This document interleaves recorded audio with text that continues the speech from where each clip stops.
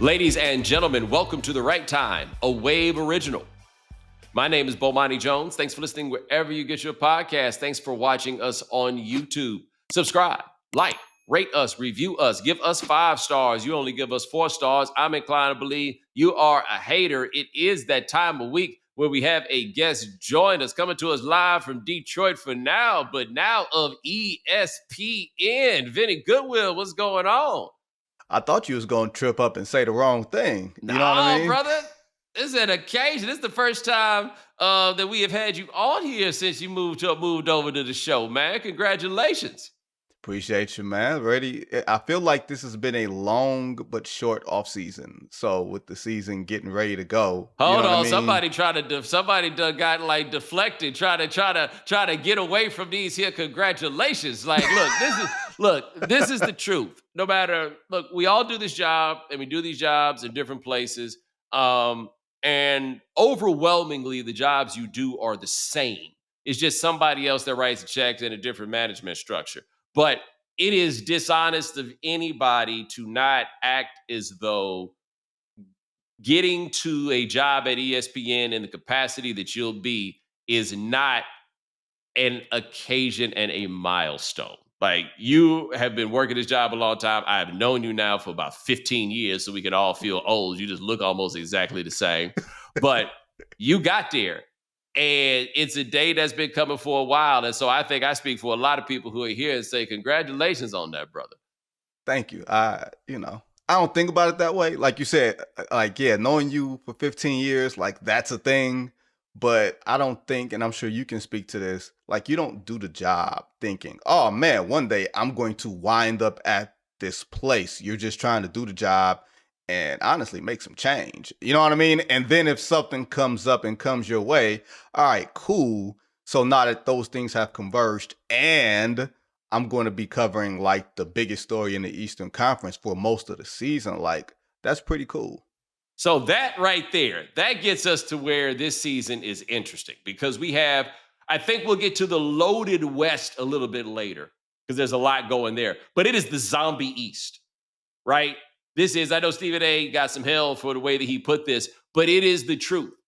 Jason Tatum will not be playing for the Boston Celtics. Tyrese Halliburton will not be playing for the Indiana Pacers.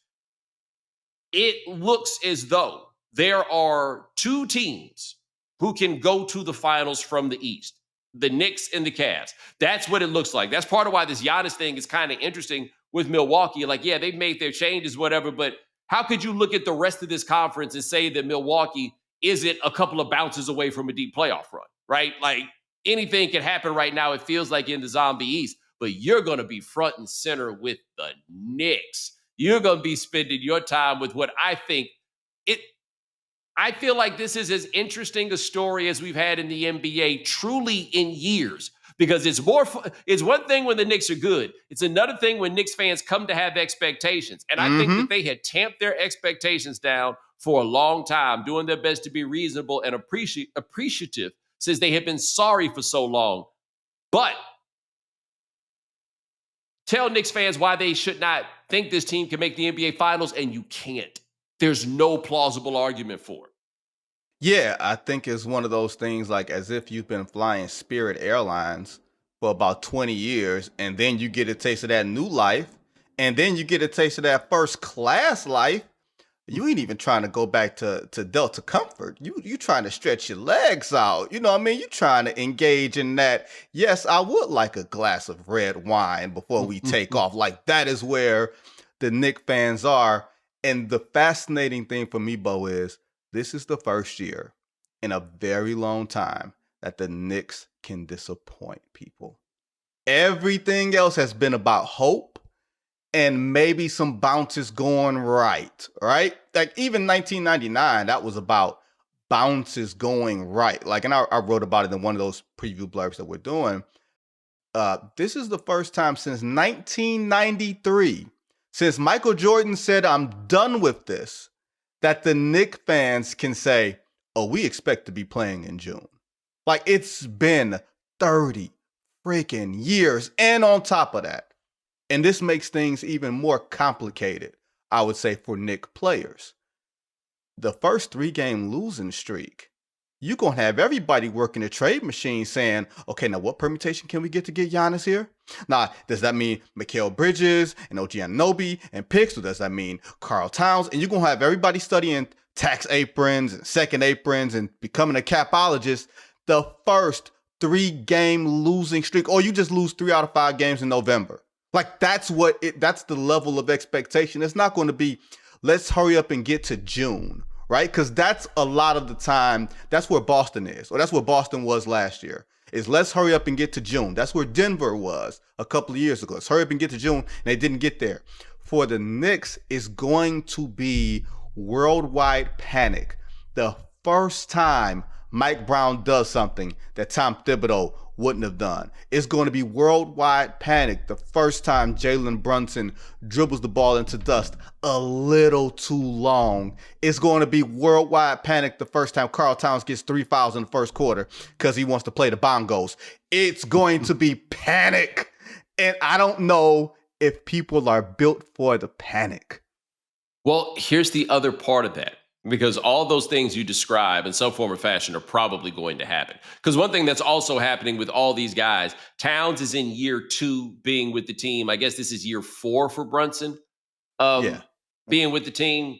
And look, I can't explain to you how popular Jalen Brunson is in New York City. Like just so people listen, it's not, he's that guy. But at the same time, he is not, and he is an imperfect player. He is a flawed player. And in ways where at some point exceeding expectation wears off, because that is what had happened. He had exceeded expectation. The team exceeded expectation. Now there's more expectation. And now they're going to look at you just a little bit differently. I mean, it happened to LeBron James, right? Mm-hmm. Like this can happen to anybody. Karl Anthony Towns in year 2, some of those imperfections that we've known about, they'll be closer to the surface. And then the places where those two guys' imperfections are the same, their 2 best players don't guard people, right? This is a very savvy crowd in New York City, right? Like this fan base is, they understand process, right? You're not going to get over on them simply with results. They understand process. And there's a whole generation of people who are too young to have ever seen Knicks fans really at it, because they haven't even gotten to what makes it funny to us, which is how little it used to take to be like, I don't know. What do you think? Can we get a championship? What do you think? What do you think? And you got a little bit of it last year, and it felt a little bit silly, a tiny bit silly. But a team whose second best player was what? Miles Turner. Had a real chance at winning a championship last year, right? So how can you tell them that they don't have a chance to win a championship? Which means we should win a championship. When it's your team, you don't just say chance. The chance becomes should. And I think in Cleveland, they're probably feeling the same way, but this is going to be louder because it's New York. No, I differ with you a little bit. I think for Cleveland, they got to get to the finals. I think for the Knicks, for some weird reason, and maybe it's just because they saw the Pacers, whose second best player was Pascal Siakam and Miles Turner. I forgot about Siakam, my bad. Yeah, we got to win it. Like, the thing is, you saw if you consider the Pacers to be a flawed team or not a traditional looking contender, take the Oklahoma City Thunder to within 24 minutes of a ring. Because remember, the Pacers led that game 7 at the half, even though we all knew what was coming after that. The expectation is going to be, if you get to the finals, you're going to win. Like, it's not like, as great as Oklahoma City is, and me and you have been on this, and you have been there longer than I have, I don't know if Oklahoma City has reached the point of, if they're going against the New York Knicks, where Knicks fans are going to look at them with the respect of, oh, they're the defending champion, they're a machine, we can't beat them. I don't think Knicks fans operate with that level of clear-headedness and rationale. Like, I'll tell you a quick story. I think it was 2 years ago, a group of friends and I went to New York for a friend of mine's 40th birthday. So we just all flew in, mobbed out for a couple days. And we like, okay, let's get tickets to a Knicks game. And we happened to come up on something. It was a Tuesday night in December, Bo, against the Toronto Raptors. And there was a possession in the second quarter where everybody in Madison Square Garden was on their feet. It wasn't a big possession. It wasn't nobody on no hot streak. It was just a second quarter. Like 8 minutes left, and they got on their feet, and we met up at halftime, and it was like, yo, these people are crazy. Like, they're into it in a different way. And we're talking about basketball fans from Detroit who know what serious basketball looks like. And they're like, no, these people are different here. So now that you have the red carpet laid out, right? And you got this new coach and you've got continuity and you feel like you have the cheat code over the Cleveland Cavaliers because you feel like you're bigger, stronger, tougher than them, which is what Knicks fans think about every single team that they've ever had that's been worth a damn. There's not just the expectation that they're going to get to the finals. There feels like there's this demand to win. Because do you feel like, because you're there and I'm not, and once I get there, I get a better feel for it. Do you feel like Knicks fans will be happy at the end of this if by June 15th they lose in 5 games in the NBA Finals, whether it's to Oklahoma City or Denver or Houston, or will there be like, oh man, we blew it? Now, I think the finals will go a long way.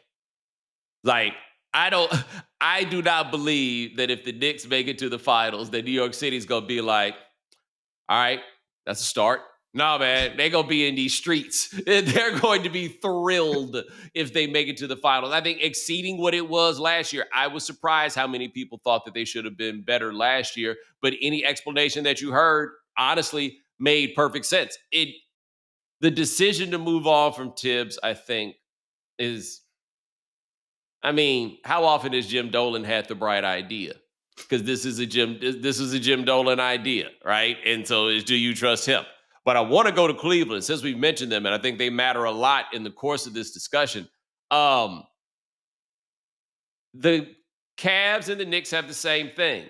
Their dude that has the ball is not tall, right? Now, who would you rather have? Ooh. Donovan Mitchell or Jalen Brunson? I think with the accolades or what the playoff bona fides have been, right? Jalen Brunson's playoff bona fides have exceeded Donovan Mitchell's, right?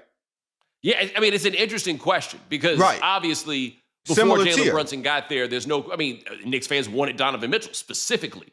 But I think you could go either way, right? Like, I think you're in a very similar space with those guys. What the Cavs have that makes them so interesting is where are we in the ascent of Evan Mobley, who is an incredible talent and an incredible player and just not that heavy, not that strong. He's not going to anchor you inside, but he can do a range of things that somebody his size rarely can do. But it's part of why they still feel like they are a guy short because he is great, but I still don't think we think he's that guy.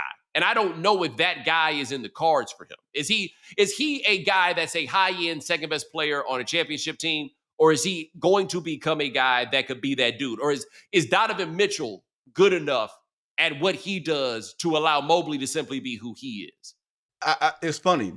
It's 2 points that I think I want to make, and I'm curious on the second one. But for the first one, if Evan Mobley controls the game defensively, does defense still matter enough to you where really great defensive player, focal point-ish on offense equals dominant player, best player on a championship team?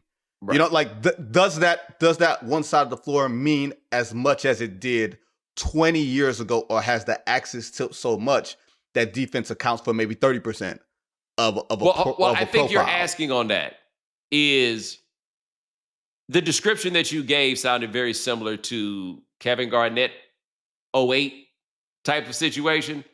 Anchor of defense, guy through whom you could run offense, but you have Paul Pierce and Ray Allen. Mm-hmm. Do the Cavs have a combination of two that give you that? Keeping in mind, Paul Pierce is 6'7", 6'8"? Mm-hmm. Mm-hmm.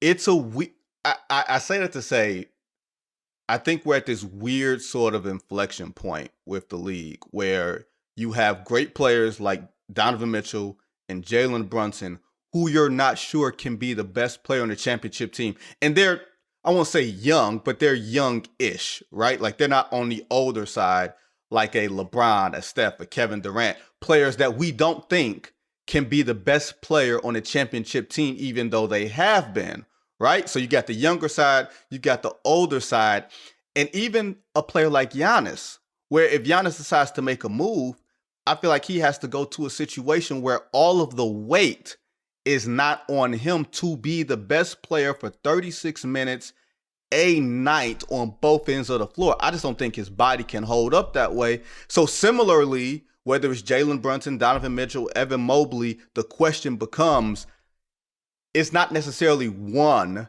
it's can you do it for a stretch of time? And is there someone else playing alongside you that can do it for a stretch of time? The only person that we really don't have to ask that question about, I guess there's two, is Jokic and Shea.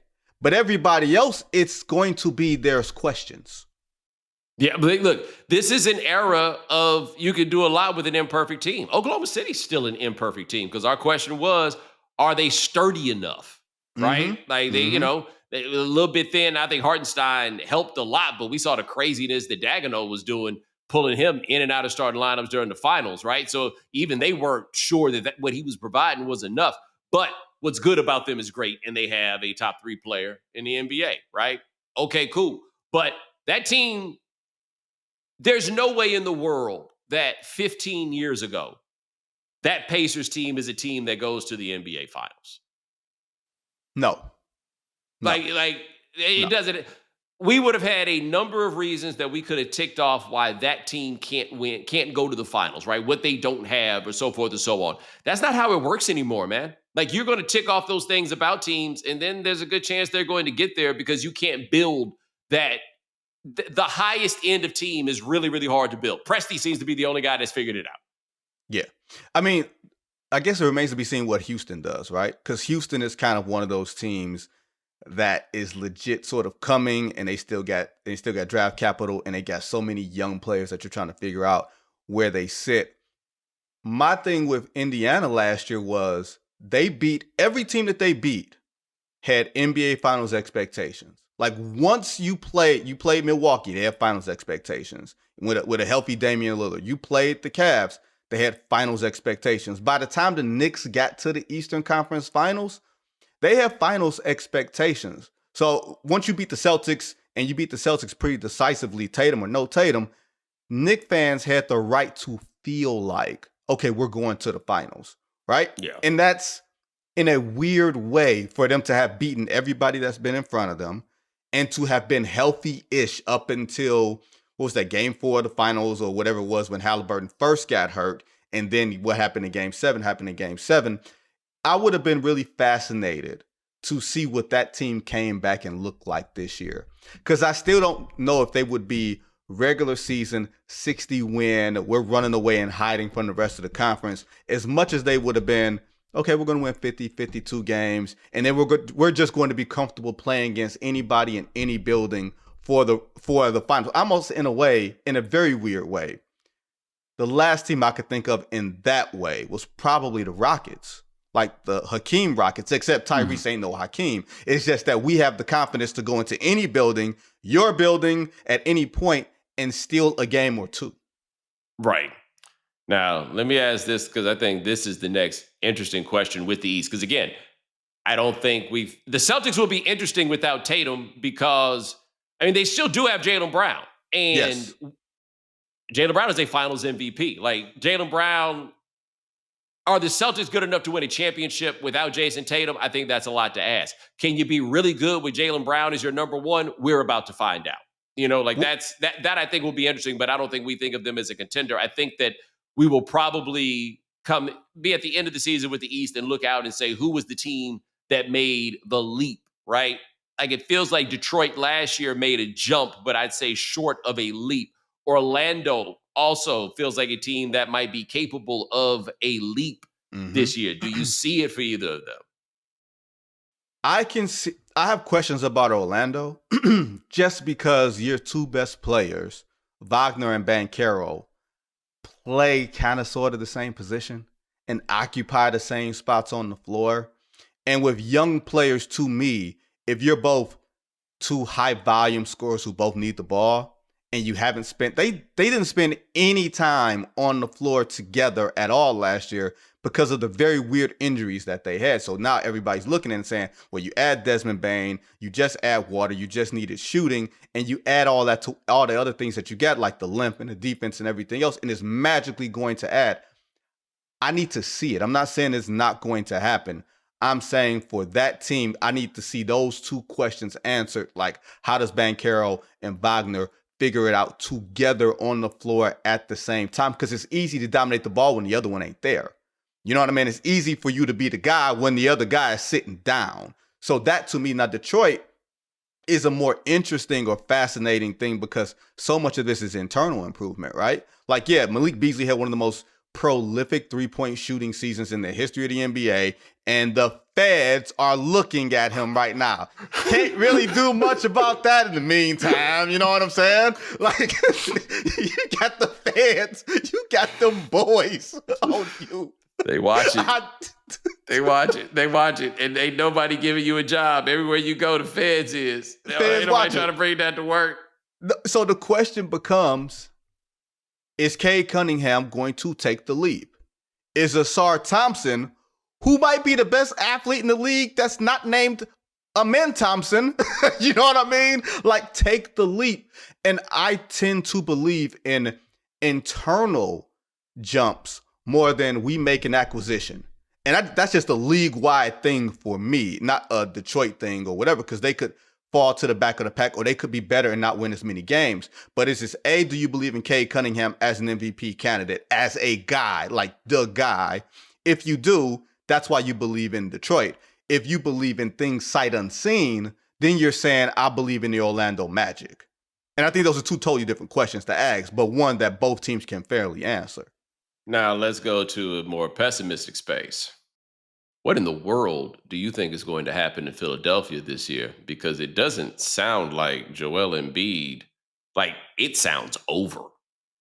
Did you not expect when you saw Joel Embiid with his MVP season, did it not look like we were watching the best as he was ever going to be? Health-wise, production-wise, everything. That's just what it looked like and felt like in that moment. It just felt like everything was coming together, right? Paul George, sneaky old, right? And coming off of a procedure over the summer. Year 16. And he's 10 years removed from one of the most debilitating injuries we've ever seen on national television. The fact that he's been able to come back from that injury, I think we've almost been desensitized from that. Like, you get like the amount of endurance that it takes to fight back from being hurt. I think we don't highlight enough, right? But done is done, or close to cooked is close to cooked. And whenever I hear someone say player X is in the best shape of his life, I almost think of that one fight. What was that, Muhammad Ali against Larry Holmes? When he said, I'm in the best shape of my life. And if you've never seen the fight, don't ever watch the fight, because you don't want to watch your hero not have it no more. Like, that could be where we're at. For Philly, it could just be on Tyrese Maxey. I feel like their over-under is like 42 or 43. Not that I'm into like the Vegas stuff, but I think that is enormously optimistic for them. I would be very leery of betting the over. They won 24 games last year. And yet, everybody was out at a point in time. How many I like VJ Edgecombe. I like him. The rookie. I like him. You going to like him, Bo. Tell me this, though. How many games do you think Joel going to play this year? Oof. Do you think he plays 40? Give me half, Eddie. Yeah. Let's say, do we think it's 40? And what 40 are we talking about? Not going to be the back-to-backs. It's not going to be, you know what I mean? It's not going to be the game. And I don't know how many back-to-backs they have. But they're going to have to be, even best case scenario, you're going to have to be so very careful with him. Like, if he's not hurt, you're afraid that he's going to get hurt. If he's nicked up, you're afraid that it's going to get worse. If he's hurt, you're going to try to slow play it. There's no instance where with Joel Embiid that you can breathe, that you can exhale, that you can feel good. And we're not assigning blame. That's just sometimes you got a bad body and some bad breaks. That's just how it goes. But that's just where he is in his career. And he's starting a super duper max contract. How much money do you think they owe him? I was looking at this a couple weeks. I feel like he's making like 56 this year, maybe like 240. Ballpark, yes. Okay. They got 4 more years of paying him. And he's got a player option for 2028, 2029 of $67 million that you can go ahead and write down right now. Exercise. He will be picking up that $67 million in 3 years. Oh, that's already picked up. Already. But coming up next, we're going to talk about what's going on in the West, which is a lot of good basketball teams over there. Football is back, and so is your shot at big wins. With DraftKings Pick 6, the official daily fantasy partner of the NFL, your game day instincts can score you real money fast. Now, here's the play. Just pick more or less on 2 or more player stats, from breakout rookies to elite QBs, and unlock the upside every snap brings. The better your calls, the bigger your payout. And here's the kickoff bonus. New DraftKings customers get $50 in bonus picks with just a $5 entry on your first pick set. This season, play your player instincts. Download the DraftKings Pick 6 app now and use code Bomani. That's code Bomani. Just play $5. Get $50 in Pick 6 bonus picks. Make the call. Ride the upside. In partnership with DraftKings Pick 6, the crown is yours. Gambling problem? Call 1-800-GAMBLER. Help is available for problem gambling. Call 888-789-7777 or visit ccpg.org in Connecticut. Must be 18 plus. Age and eligibility restrictions vary by jurisdiction. Pick 6 not available everywhere, including New York and Ontario. Void where prohibited. 1 per new customer. Bonus award is non-withdrawable Pick 6 bonus picks that expire in 14 days. Limited time offer. See terms at pick6.draftkings.com/promos. If you're a fan of this show, you've probably heard us talk about ZipRecruiter throughout the years. But one thing we haven't talked about is how ZipRecruiter is constantly coming up with new ways to make hiring faster and easier. So if you haven't tried ZipRecruiter lately, you're going to want to check it out. And if you're new to ZipRecruiter, you can try it for free at ZipRecruiter.com/Bomani. You can find out right away how many people in your area are qualified for your role. And with ZipRecruiter's new and improved resume database, you can unlock top candidates' contact info instantly. See how ZipRecruiter's new hiring innovations are changing the game. 4 out of 5 employers who post on ZipRecruiter get a quality candidate within the first day. And right now, you can try it for free at ZipRecruiter.com/Bomani. Again, that's ZipRecruiter.com/Bomani. ZipRecruiter, the smartest way to hire.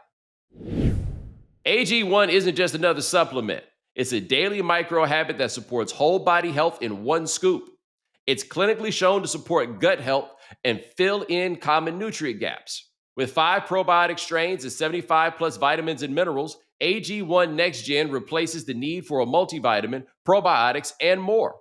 AG1 Next Gen is helping to raise the standard with multiple gold standard clinical trials.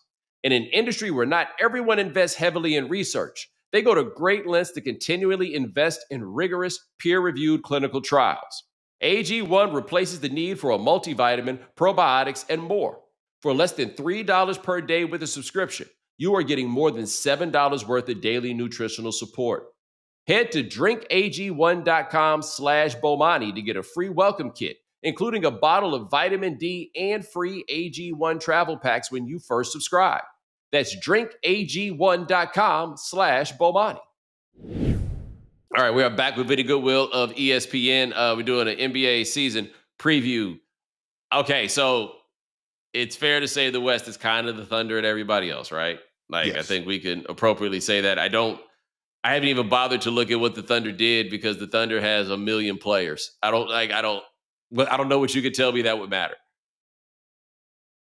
The hope is, Jalen Williams not starting the season because of an injury. Okay. That's the hope. You still got Shea doing what he's going to do. What if Chet makes the leap this year? It's on the board. You know what I mean? And not like the leap as in, because I felt like he made leaps during the finals. Like, he recognizes what's in front of him going, like the matchup between him and Pascal Siakam, like 2 similarly built players, even though Chet is, extra skinny on top of skinny. But I feel like that's a guy where going through 9 months of basketball, even though he got hurt at the beginning of the year, but let's just, for all intents and purposes, say 9 months of basketball, still standing at the end of it and growing so much, there's nothing but space in front of him. Like, he looking at Big Vic like, yeah, you may be the future, but I'm right now. Well, this is what this is about. Our question, really, of Chet coming out of college was, can this guy be a franchise player? And I think that it's still fair to ask the question of, can he be a franchise player? Except the Thunder are in a different situation with him than any of us truly expected, because while you are asking, can Chet be a franchise player?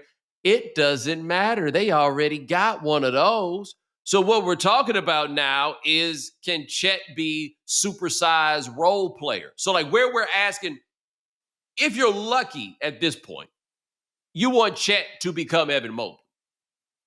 Right? Like the combination of skills that we talk about having, or what we think about is Chet is a guy that can face the basket, but can anchor your defense, can block shots, all those things. Though I think we expect more of Chet as a shooter than we expect of Mobley. But still, if he can affect the games like Evan Mobley can affect games, and they have Shea, then what are we doing here? What are we keeping in mind that Shea?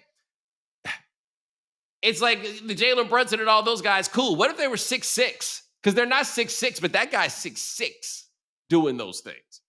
He's 6'6", and you can't get a feel for his rhythm. You know what I mean? It's like playing off key. Like you're just trying to catch it. You're trying to catch the rhythm of it. And Shea is a rhythm player in his own head. And by the time you catch the rhythm, he pump fakes and you go flying into his shoulder and he going to the line.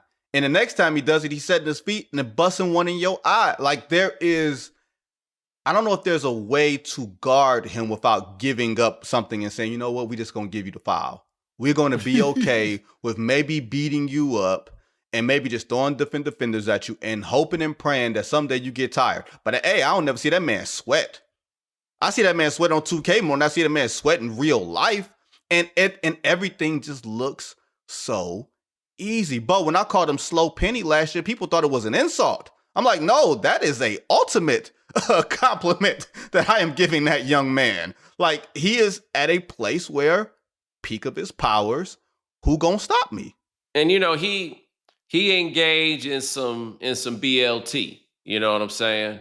Them Bush League tactics. Like there's some chicanery. There's a little chicanery. There's a little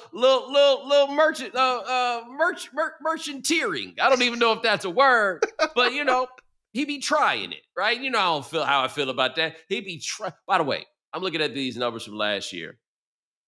The Thunder in the regular season had a plus 13 point differential. Nobody else in the West was plus 5. Right? Like, think about this. The Timberwolves got to the conference finals against the Mavericks in 2024. And you're like, hey, they're almost there.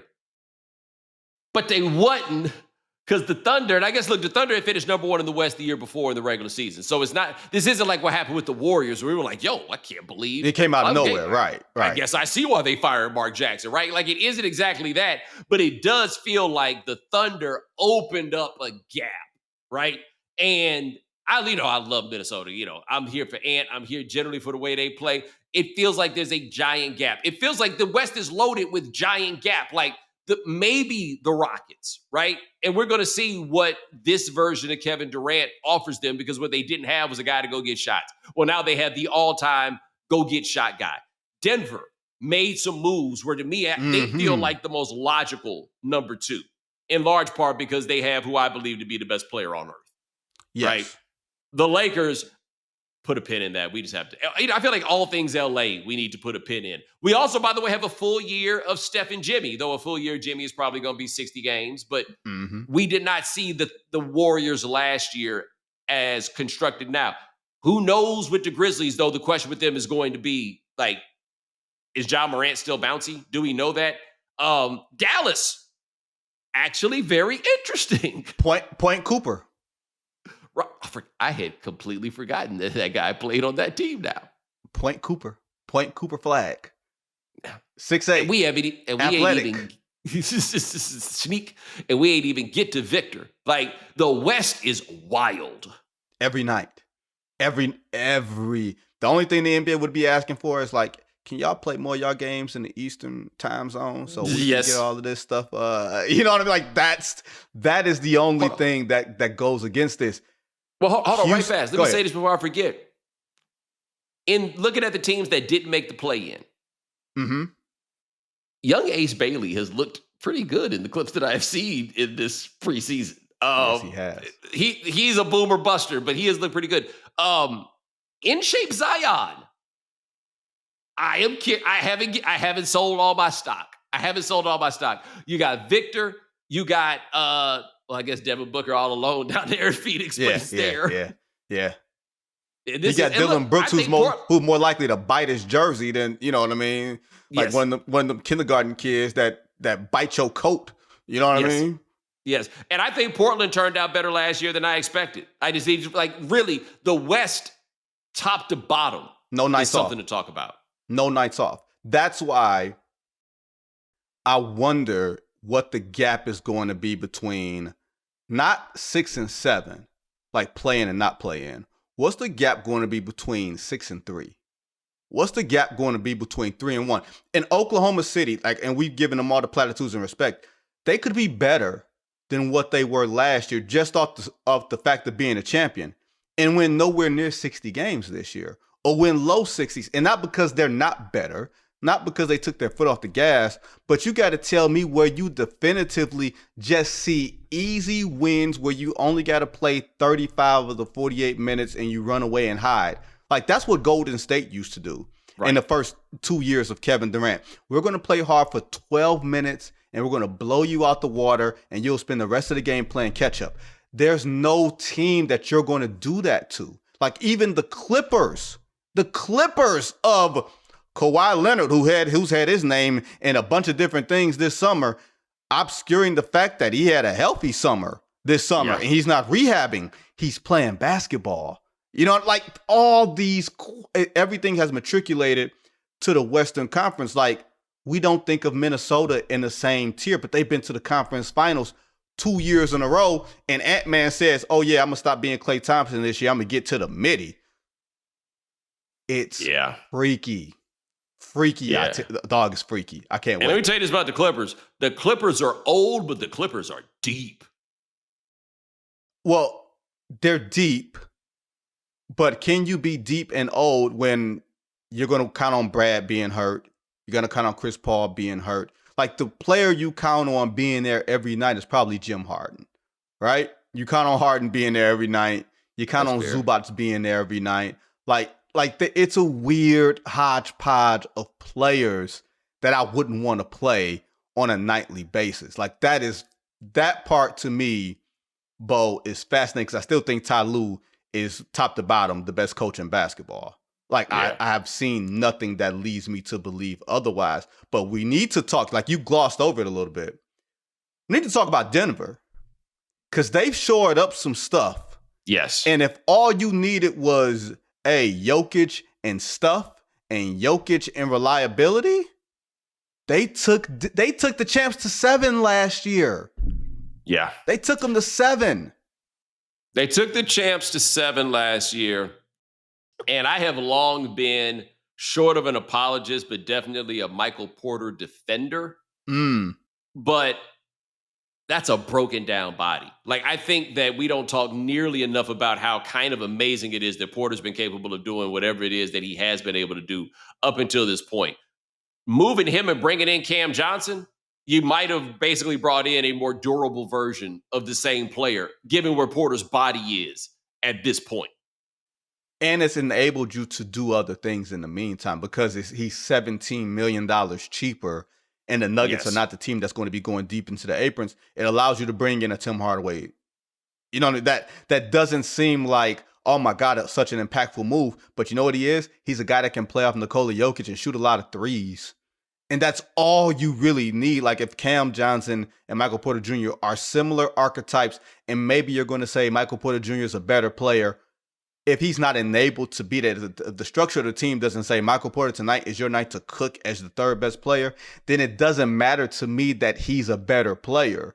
Are you the better fit for what we are trying to do in the construct of how this team is built, Cam Johnson, than Michael Porter Jr.? And the answer might be yes, and we got resources that enables us to do other things to fill in the blanks, because once again, we only need so much around Jokic. And they have a passable big man behind him with Valanciunas, which has not been the case. Oh, no. Here's the other point I want to make. Not behind Jokic. Next to Jokic, think of the size that's in the Western Conference when you go to how tall the Houston Rockets are, to how tall the Oklahoma City Thunder are, to even in Minnesota, like Julius Randle is just 6'9", but he played like bigger. He plays up. Right. Like, you need to be able to have multiple big men, not just for like the depth, but you got to have multiple big men so they can play together. Jokic might be playing some 4 this year. That's true. That's true. Now, that gets us also to the Rockets. You mentioned how tall they are. I mean, they're basically trotting out 3 close enough to 7-footers on the front line, right? 4. Yeah, forgot Steven Adams is still there too. They got 4. They got tall guys. I think it's safe to say the question with the Rockets is, so what's this Reed Shepherd thing gonna look like? Because they were talking real good about him in the preseason last year, and then he never got to play. Well, that was the hold up with all of their depth and youth and everybody else. Like, think of what they gave up to get Kevin Durant. Like, maybe they should have gave up more, but you still gave up the likes of Jalen Green and Dylan Brooks, and you still feel like you have a pretty deep team. Right? Like, you can look at Amen Thompson and say, maybe the best place for you to be is on the ball because you're not a good shooter, but you put so much pressure on the defense, rim pressure, like drawing to and kicking pressure, that we want to make the game easier for the Kevin Durant on this team. Like, the one thing I don't want to see if I'm Houston is Kevin Durant at the top of the key staring down the barrel of a defense 1-5. Like, as well as he can do that, he just had a birthday. He just turned 36.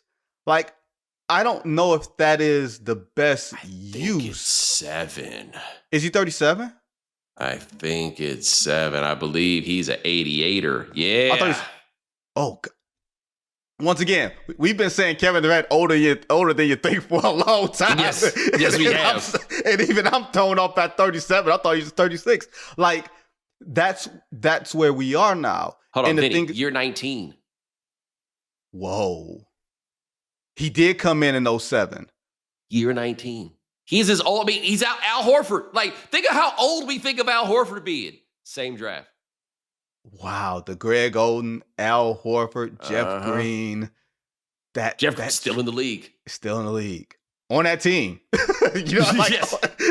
Like, here's the thing. Do you trust the Rockets to be healthy enough for 82 games that Kevin Durant can have the legs on the back end to carry him? Like, that's the one question that you don't have necessarily about Minnesota, that you don't have about Oklahoma City is, does our best player have to be upright at the end and not burnt out so that he can be the best version of himself when it's game 5 of a playoff series and I need you to go get a bucket? Right. That's the question. Right.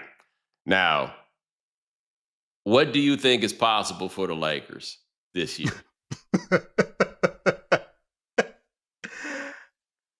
I think a lot of things are like, anything is possible. Like, if you tell me, if we were to fast forward and just drop me into February 7th or 8th or whatever the trade deadline is, and LeBron ain't on the team, I'm like, oh yeah, something probably happened. Or if you drop me that way and you tell me that the Lakers are 4th in the West because Luka's having a year and LeBron's having a year and Vanderbilt is healthy and DeAndre Ayton is rim running big, eating off of and Austin Reeves, who plays really well when he's the second option. Statistically, he plays very well when he's the second option. I don't know how much that translates into winning, but he can perform well. So many things are on the board for the Lakers, Bo, that nothing would shock me. MVP Luka would not shock either one of us, right? I mean, MVP Luka, he's got to be the on-the-board favorite, right? No, I think it's still Jokic. I'm only saying that because you and I have both been watching this game for a long time. We now old enough to say that, right? We done seen this season happen many times before. He'll never be in shape like this ever again. Charles Barkley, 93. Shaquille O'Neal, 2000. Yep. He'll never be in shape quite like this again. Yeah. I mean, the Chuck MVP was one of those weird things where it wasn't his best season, right? His best season might have been a couple years before, but being traded, being on the Olympic team, like he had the push of he also everything. had something like 4 or 5 assists a game. Like, yeah. It was one of those. Monster. He was look, because Kevin Johnson missed something like 30 games and Chuck had to like step in and do a bunch of stuff. And that was the Richard Dumas year where Richard Dumas looked like the future. Dude. And that is the forgotten what if. Oh my God. He was so freaky. Like him, Roy Tarpley of the Dallas Mavericks, Roy was the future. But we saw a lot more Roy. Richard Dumas put up 1 year. Yes. And then that was it. Never again to be seen. Never again. Like the Shaq MVP, where it's funny, I'm one of those, I'm not a Shaq truther, but I'm one of those people that's like, yeah, Shaq got the amount of MVPs that he probably deserved. And it was that one. It just might have happened to be the greatest tour de force one season thing that we've ever seen. Maybe that's where Luka lands this year, because if nothing else, Bo, he doesn't have to worry about to start the season. Remember, it's going to be a few weeks before LeBron is reevaluated, not returned, right? So you don't know how long this lasts. But Luka starts off the season as the number one guy where everybody knows that this is the pecking order, that we're going to go as he goes. And then LeBron will come in as he comes in and work his way through whatever version that is. Luka can set the tone in a way that he might not have been able to if LeBron were there. That's not to say the Lakers will be a better team without LeBron. That might be ridiculous. But for Luka himself to set the table, this is possibly the best scenario for him to set the table and be a 35, 10, and 10 MVP type of candidate. While playing for the Lakers, and don't let them overperform. Ooh, baby. Right? I mean, you get this really by overperforming. That's the biggest part, exceeding our expectation. Totally on the board. And you kind of touched on it. The next part, what is this year going to be? Because it normally ain't this much drama with LeBron to start the year. Mm-hmm. We've already got the word out through McMenamin of he's going to be watching, seeing what the Lakers do, and then make his decisions. And I'm just trying to figure out where this leverage is that he and Rich have. The leverage probably lies in the Lakers don't want egg on their face with a legend leaving them. Like, I think you look at it and say, if LeBron leaves the Lakers and does not retire, a Laker looks bad for LeBron. If the Lakers view this as LeBron does not retire, a Laker looks bad for us and our lore and our brand and everything that we've been for 50 years, that's a stain on them. That's how I think the Lakers and the Laker brand and the Jeannie Buss brand feel about that. So they do feel like they're the place that people stay, right? Yes. But you don't leave the Lakers once you get there. They may send you on your way, but you don't leave them. But if he leave and go out sad, because going out sad is on the board. Now, what does going out sad mean? Yeah, you and I talked about this on the phone, and we did not really come to a resolution on this. So, for example, somehow Kobe Bryant, who was hurt and bad for his last 3 years, managed to not go out sad, but it was because he stayed on the Lakers team that really didn't have much expectation. Right. Kareem Abdul-Jabbar did not go out sad, but I think it's because they did a farewell tour. But he was... That last year, Kareem was not a great when people talk about, well, Magic won all the rings with Kareem, 1988 Kareem was not, Kareem of 1980. The last Kareem was 1985. Yes. And even then, that was for the finals. Right. Like we were still in a decline version. But Kareem did not go outside. Dirk Nowitzki did his farewell tour, did not go outside. Sad. Dwayne Wade did a bit of a tour. Basically did a tour himself, did not go outside. Sad. Whether or not you go outside has a lot to do with how you calibrate our expectations going in to whatever the last year is going to be, right? And what the expectations are of that team. If your thing is, I'm still looking for a team to win a championship, and then you get there and you're not a championship contributor, that's when we start approaching the possibility of going outside. Well, the weird thing for LeBron sits in the place of in this second tax apron world or salary cap apron world where he's not going to be taking pay cuts. And nor should he. Like, he's been underpaid for the vast majority of his career. I would never, ask somebody to take a pay cut. But if you're going to take up $50+ million in salary cap space, how good of a team can you be with a 42, 41, whatever it is, however old he's going to be when he gets to that point, type of block on your roster? Can there be a better player who's not making that level of money, and where is that? Like, here's the question.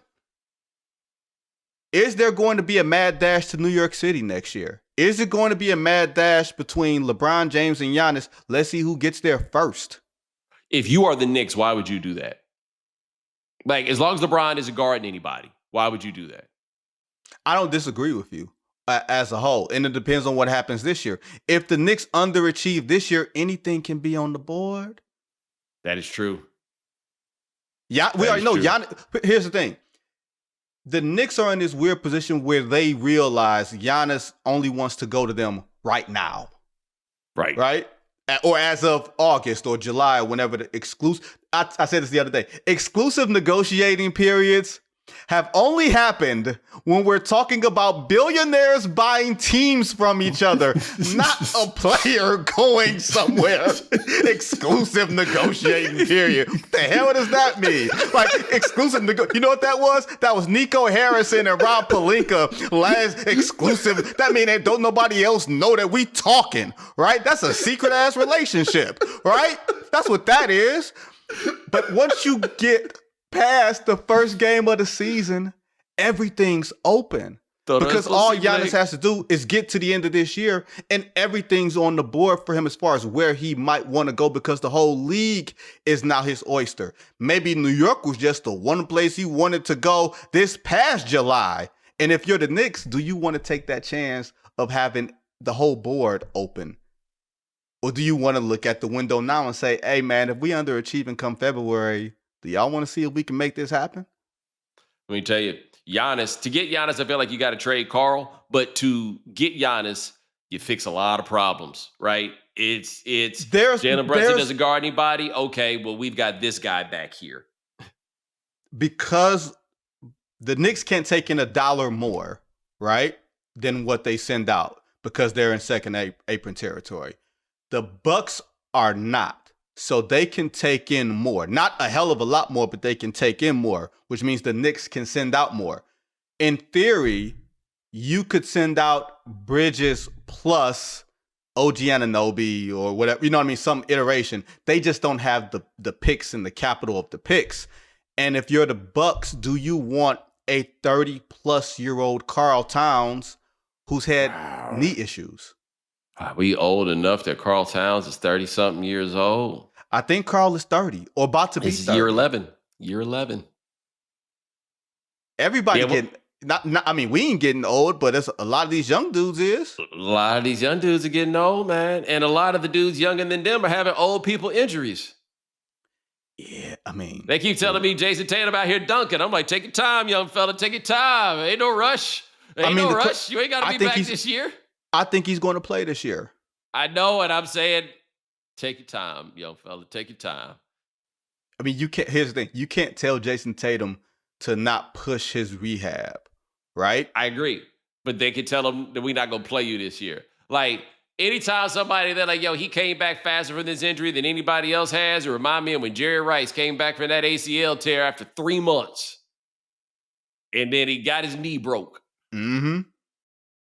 I mean, and Jerry Rice is a different level of freakish athlete. That man was running up hills the day after they won the Super Bowl. You know what I mean? I bet he was he ran different. up that hill this morning. He's still waiting on the. You think Jerry's still waiting on the call? I think Jerry just run up that hill. Like when the year they came back from that strike, I was talking to Michael Smith once. It was that year that Jerry came, that the NFL had that strike in '87, and Jerry Rice had, I want to say, 21 touchdown catches in 12 games when they came back. Because strike. People think it ain't gonna come in no time soon. They out here doing whatever. I'm like, Jerry Rice was out there doing every day the same thing he did today. And Michael Smith go, run that hill. I said, run that hill. Y'all think shit sweet. This thing go in any day now. I'm gonna be out here doing whatever. Y'all ain't gonna catch me slipping. Jerry Rice was 40 years old with a head full of potentially prosthetic dreadlocks running up that hill. Man, look. Now, do we consider Jerry Rice going outside with the Seahawks? Or do people not remember Jerry Rice? I don't think that people quite remember it. It's a little different with a football player than it is with like a baseball or a basketball player. Yeah, because like nobody gets to go out on their own terms at football, really. Yeah. That's just not. It was amazing that Jerry could still be going, right? Yeah. But if LeBron out here looking bad, and look, man, because you can look bad and still be productive. He's old. Yeah, it's amazing that he's out there. But I don't. What on Mello show they talk about? I forget what they call the jerseys, but it's like like ugly jerseys, bad look jerseys, right?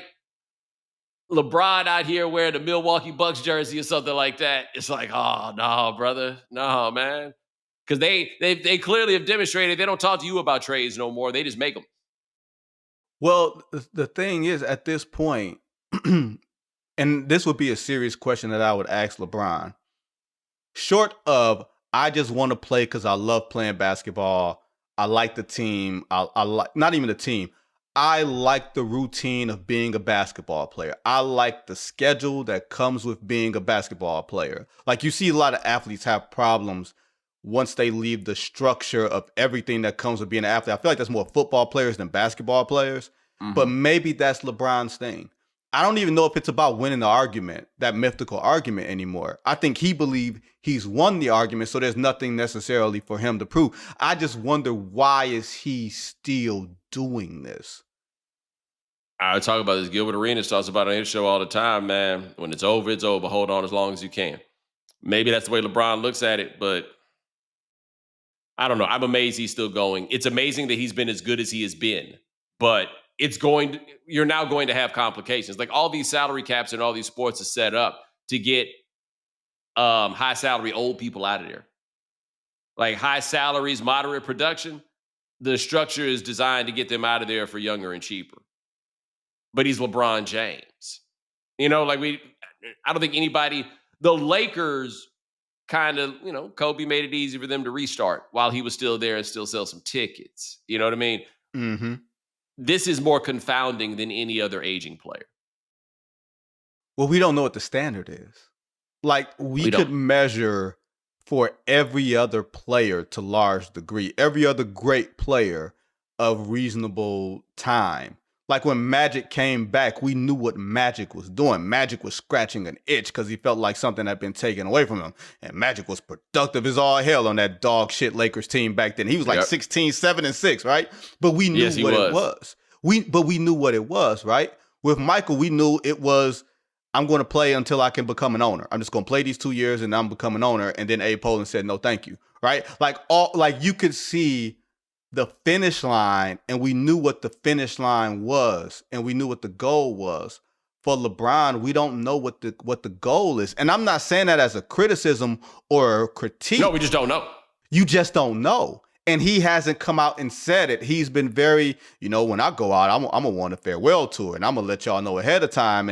And then here's the crazy part for me about that commercial or the ad or whatever, and why people were upset.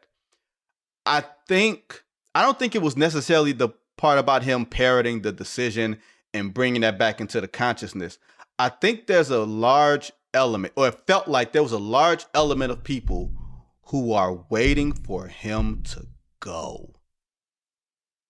And that's a different type of feeling than most players who have given as much to the game, who mean as much to the game as LeBron means to the game. Most people are like, man, cherish these games, cherish these moments. You never know when you're going to see another player like this. You're not going to see him again, blah, blah, blah. When he came out and did the okie doke, which I'm not sure why anybody believed he was going to make his announcement on Instagram that he's retiring, right. All right, whatever. But if you believe that, and you were, and the backlash was, why would he take me for a ride? You had the expectation or even the hope that this was over. Have you ever had a musical artist that you love and then one day you just didn't check for them no more? Right? Yeah. And so it goes in different scales, but like, I love the Roots. After like, I guess 2010, was that Game Theory the one that came out then or whatever? Yeah, after that, I wasn't checking for the next Roots album. It's not because or a better example. My favorite television show is The Simpsons. Number one, I have not gone out of my way to watch a new episode of The Simpsons in at least 20 years. It had already been on for 20 years. Right. Or, you know, or damn near whatever it was. You know what I mean? Right. And if you put The Simpsons on in front of me, I'll probably watch it and enjoy it. But I'm not checking for new Simpsons episodes anymore. Yeah, it's probably like Law and Order. You know what I mean? Yeah, like, just like, yo, I'm not checking, I'm not looking for the new. Like, they brought Law and Order back. I ain't trying to see the new. Like, I'm good on that now. Right. It was great. I enjoyed it, but I'm good on that now. And I do think still that hate there are people. I still hate Watch Stabler though. I hate, like, maybe you know what? Maybe people hate Watch LeBron. Maybe it's some element to that. I hate Watch Stabler. You know what I mean? I can admit that's a compelling character that, like, he be beating up people and he stands for a lot of things that I as a citizen cannot ride with. But I'll hate Watch Stabler. You know what I mean? And considering like the events of the past day, I cherish the things that I like. I like what I like, and I'm okay with liking what I like. And you've given what you've given to the world. It is out there. You can forever go back to it. Once it is out there in the world, it's for you to keep and for you to do whatever you need to do with. So I understand why LeBron may not want to walk away, because he may view it similarly to a death. And on that note, that is Vinnie Goodwill. Check him out at ESPN covering the NBA. My brother, I appreciate you. Man, I'm so mad we couldn't go in the crates today. Oh, man, another day, brother. Another day. But ladies and gentlemen, thanks so much for joining us here on The Right Time. We do this 3 times a week, sometimes 4. Ryan Brumley handling everything behind the scenes. Thank you, sir. Hit our voicemail line, 323-596-7767. Let us know what is on your mind. And remember, follow The Right Time. Subscribe, like, rate us, review us, give us 5 stars. You only give us 4 stars. I'm inclined to believe you are a hater. We'll talk to you guys in a couple of days. Take it easy.